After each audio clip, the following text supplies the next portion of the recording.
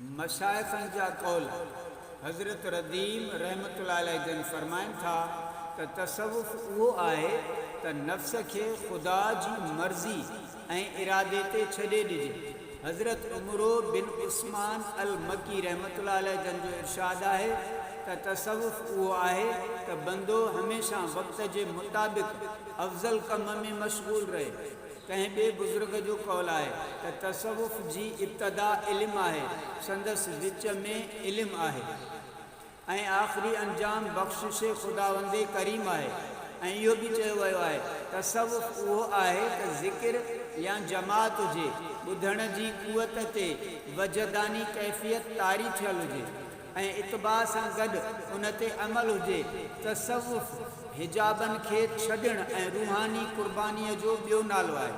हज़रत साल बिन अब्दुल्ला जो कौल आहे त सूफ़ी उहो आहे जेको कुदरत खां साफ़ ऐं फ़िक्र व शौक़ व मस्तीअ सां मामूर हुजे, माण्हुनि खां अलॻि रहे, सिर्फ़ु ख़ुदा सां निस्बत ॻंढी वेठो हुजे ऐं संदसि नज़र में सोन ऐं मिटी ॿई बराबरि हुजनि।